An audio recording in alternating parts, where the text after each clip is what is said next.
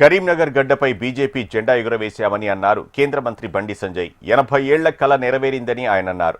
Municipal ఎన్నికల వెనుక కుట్రలు కుతంత్రాలు జరిగాయని ఆరోపించారు. ఎవరెన్ని చేసినా ప్రజలు ధర్మం వైపే ఉన్నారని అన్నారు. మోదీకి ఇచ్చిన మాట ప్రకారం కరీంనగర్లో గెలిపించామని బండి ప్రస్తావించారు. కాంగ్రెస్ అధికార దుర్వినియోగానికి పాల్పడిందని విమర్శించారు. ప్రజా తీర్పును పక్కనబెట్టి కాంగ్రెస్ కుట్రలకు పాల్పడిందని బండి సంజయ్ అన్నారు. కరీంనగర్ మేయర్ పదవి బీజేపీకి రాకుండా అడ్డుకోవాలని చూశారని బండి సంజయ్ అన్నారు. గడ్డ మీద ప్రజల ఆశీస్సులతో కాషాయపు జెండాను ఈ కార్పొరేషన్ మీద ఎగిరేయాలనే కళ ఈరోజు నెరవేరింది. దీనికోసము అనేక సంవత్సరాలుగా కరీంనగర్ ప్రజలు ఎదురుస్తున్నారు, భారతీయ జనతా పార్టీ ఎదురుస్తున్నది.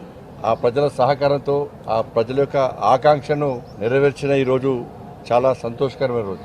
కబడ్డీ ఆటలో మేయర్ కప్ను భారతీయ జనతా పార్టీ గెలిచింది. దీని వెనుక అనేక కుట్రలు, ప్రజలకు బయటికి కనిపించని కుట్రలు కుతంత్రాలు, అవి బయట చెప్పరానివని కూడా. కానీ ఎన్ని చేసినా కూడా ధర్మం వైపే, ప్రజాస్వామ్యమే ఎప్పుడు గెలుస్తుందన్న విషయం ఈరోజు స్పష్టమైంది. ఏదో దారిన భారతీయ జనతా పార్టీని రాకుండా చేయాలని చెప్పి ఈ ప్రజా తీర్పును పక్కకు పెట్టి కుట్రలతో గెలవాలని చెప్పి అడ్డుకోవాలని చెప్పి వాళ్ళు ప్రయత్నం చేశారు. చాలామంది ప్రయత్నం చేశారు.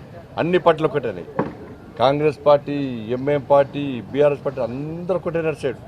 అధికార దుర్వినియోగం, మా చేతిలో అధికారం ఉంది. భారతీయ జనతా పార్టీకి 30 గెలిచినా, ఇండిపెండెంట్ సపోర్ట్ ఉన్నా కూడా ఏదో రకంగా మభ్యపెట్టి బెదిరించి కాకుండా చేస్తామని చెప్పి 2 రోజుల పాటు రాష్ట్ర ముఖ్యమంత్రి గారి దగ్గర నుంచి మంత్రుల వరకు, ఎమ్మెల్యేల వరకు కూడా అందరూ ఒకటే.